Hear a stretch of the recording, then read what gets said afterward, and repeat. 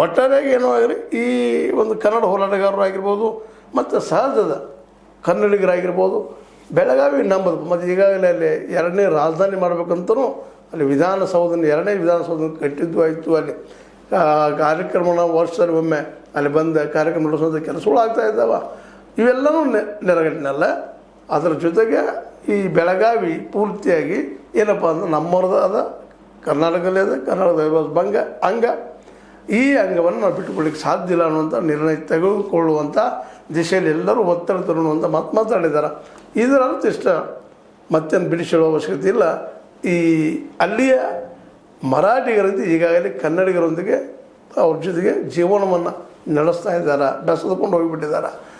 ಒಂದಿಷ್ಟು ಮರಾಠಿ ಅವ್ರ ಮನೆಯಲ್ಲಿ ಮಾತಾಡ್ತಿರ್ಬೋದಿಲ್ಲ ಅಂತಲ್ಲ, ಅದನ್ನು ಯಾರೂ ವಿರೋಧ ಮಾಡ್ತಾ ಇಲ್ಲ. ಕನ್ನಡಿಗರು ಸಹಿತ ಅವ್ರ ಜೊತೆಗೆ ಆತ್ಮೀಯವಾಗಿದ್ದಾರೆ. ನಿಮಗೂ ಈಗ ಹಿಂದಿನ ಅನೇಕ ಎಪಿಸೋಡ್ಗಳಲ್ಲಿ ಮಾತಾಡಿದ್ದೀನಿ.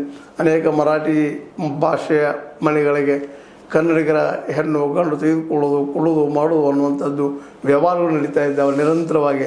ಹೀಗಾಗಿ ಆತ್ಮೀಯ ಸಂಬಂಧಗಳು ನಡೀತಾವೆ. ಬೆಳಗಾವಿ ಮಹಾರಾಷ್ಟ್ರಕ್ಕೆ ಹೋಗ್ತದ ಅನ್ನುವಂಥ ಮಾತನ್ನು ಇಲ್ಲಿ ಕೇಳಲಿಕ್ಕೆ ಆಗುವುದಿಲ್ಲ ಕನ್ನಡಿಗರಿಗೆ.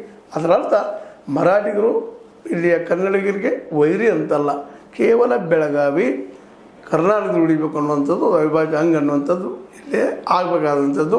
ಮತ್ತು ಕನ್ನಡ ಹೋರಾಟಗಾರರಾದರೂ ಸಹಿತ ಮರಾಠಿ ಭಾಷೆ ವಿರೋಧಿಗಳಲ್ಲ, ಅವರು ಕೇವಲ ಬೆಳಗಾವಿ ನಮ್ಮ ಕರ್ನಾಟಕದಲ್ಲಿ ಇರಬೇಕು, ಅದು ಅವಿಭಾಜ್ಯ ಅಂಗ, ಇತಿಹಾಸದಲ್ಲಿ ಸಾಕ್ಷ್ಯಗಳಿದ್ದಾವೆ ಅನ್ನೋಂಥ ಮಾತನ್ನು ಹೇಳುತ್ತಾ ಮಹಾಜನ್ ವರದಿ ಆಯೋಗದ ಪ್ರಕಾರ ಇದು ಆಗಬೇಕು ಅನ್ನೋಂಥ ಒಂದು ಮಹತ್ವದ. ಬಟ್ ಇವತ್ತು ಸುಪ್ರೀಂ ಕೋರ್ಟ್ನಲ್ಲೇ ಈ ವಿಷಯ ಇರೋದ್ರಿಂದಾಗೆ ಸುಪ್ರೀಂ ಕೋರ್ಟ್ನಲ್ಲಿ ಸಹಿತ ಅದು ಇನ್ನೂ ಏನು ಯಾವ ರೂಪ ಪಡಿಬೋದು ಇನ್ನೂ ಗೊತ್ತಿಲ್ಲ. ಬಟ್ ಈಗ ಏನಪ್ಪ ಅಂದ್ರೆ ಮೋಸ್ಟ್